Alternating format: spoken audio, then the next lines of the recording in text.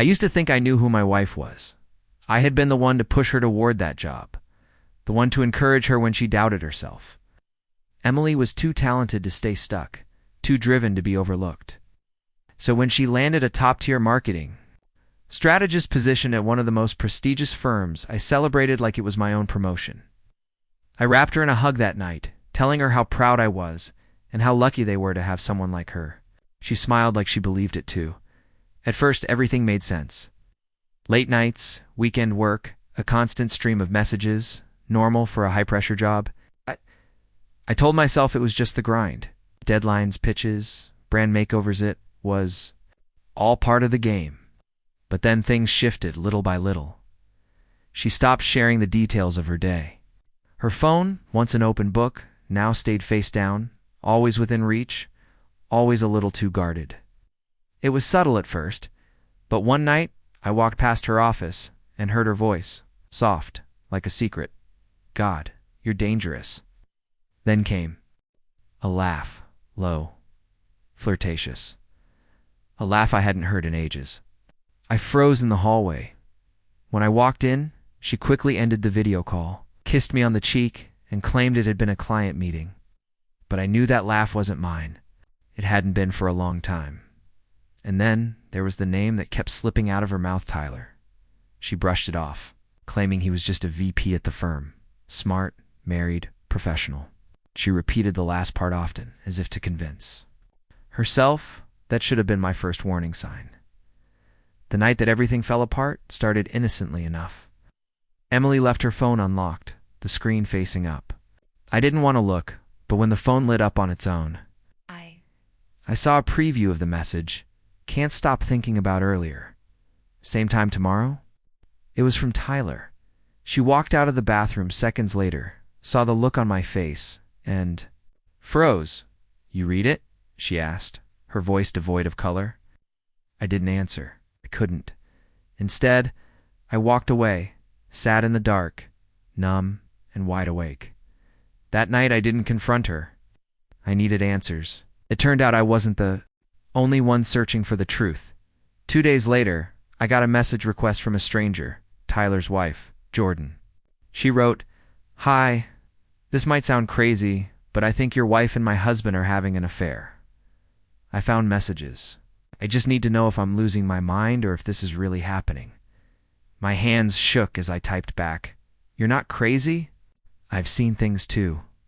We met at a quiet cafe on the edge of the city. Jordan was calm, composed, her pain masked by a layer of steel. She came with evidence, screenshots, call logs, photos of Emily and Tyler together. In his car, at a bar, at a weekend conference they'd never mentioned. One message from Emily read, "He still thinks I'm staying with my sister. Poor guy. I feel bad sometimes." I didn't speak. My throat tightened. My hands balled into fists under the table, but Jordan remained steady. "They think they're clever," she said, cold as ice. "They think we'll stay quiet." She told me her plan, and it wasn't about whispers or anonymous tips. She wanted something undeniable, loud, public. She gathered every shred of evidence. Messages with dates, photos, hotel receipts, GPS timestamps. Then she waited for the perfect moment. That moment came on a Friday morning at 10:47 a.m., the time of the firm's weekly strategy meeting, when the conference room would be filled with executives, managers, and staff. Jordan walked in like she belonged. No hesitation. No warning. She stepped to the center of the room, dropped a thick folder onto the table, and looked Tyler dead in the eye.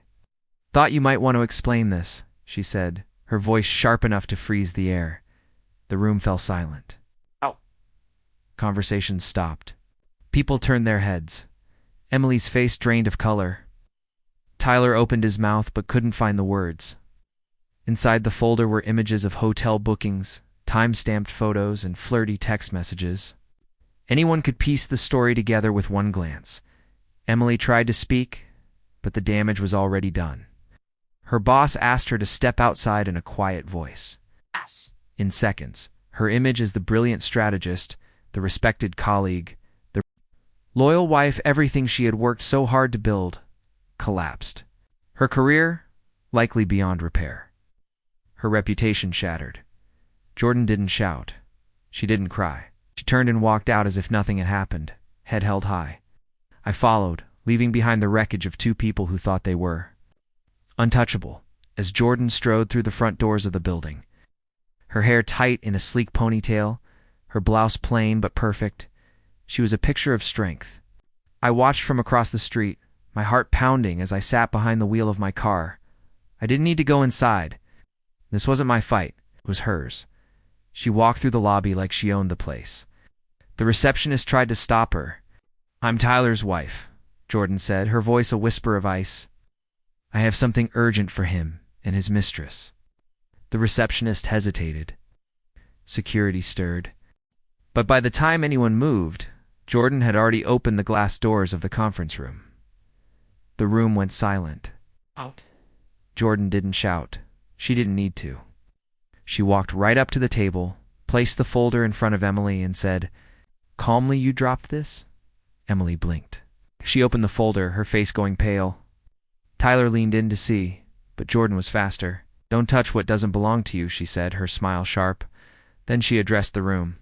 "For anyone curious," she announced, "this folder contains proof of an affair between your married VP and your marketing strategist.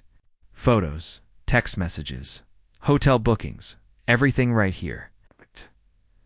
The silence was suffocating. "I'm sure HR will appreciate the detail," she added, then turned back to Emily. "Oh, and your husband knows too." Without another word, Jordan walked out unshaken, unstoppable. I didn't ask for details later. I didn't need to, but that night Jordan sent me a message. "Your wife cried." Tyler tried to spin a story. HR asked them both to step outside. The entire office was dead quiet. People were literally holding their breath. It was perfect. Not perfect because the truth came out, but because it exploded. 3 days later, Emily reached out. I was folding laundry when her name popped up. 13 missed calls and a voicemail. I didn't answer, but curiosity got the best of me. I listened to the voicemail. "Hey, I guess you heard." I don't really know what to say. I made a mistake, a big one. I wasn't thinking straight. Everything spiraled, but I never meant for it to go this far. "Can we please talk?" She sounded hollow, scared, like someone realizing too late that her safety net was never there. That night, I got home to find her standing outside my apartment, eyes swollen, holding a takeout bag like she thought that would fix everything. I cracked the door just enough to speak. "I brought your favorite," she said, her voice a broken whisper. I glanced at the bag, then at her. "No thanks, I already ate." Smile faltered.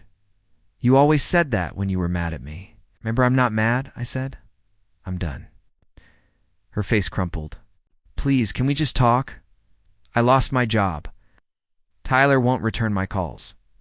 Everyone knows I have nothing." I looked at her. Really looked at her, the woman who once held my heart. The one I trusted with everything, and I felt nothing. No anger. No grief. Just peace. "You had everything," I said. "A husband, a home, a partner who believed in you. You chose to throw it all away." She flinched, then whispered, "I miss you." "No, you miss the comfort," I replied. "The man who paid the bills while you had secret rendezvous with someone else's husband." Her tears spilled over. "I didn't think you'd find out," and that was at the final crack. I looked at her one last time, feeling nothing. "You should go," I said, and shut the door. 3 weeks later, Emily moved away. Word is, she's working at a small firm, far from anyone who knows what happened. Tyler's been divorced, demoted, and blacklisted by multiple clients. Jordan is thriving. She thanked me for having her back and suggested we grab coffee sometime. Not romantically, just to people who survived a storm they didn't cause, but finished. As for me, I sleep better now. Because the most powerful revenge isn't rage or retaliation, walking away untouched while they burn in the ruins they created.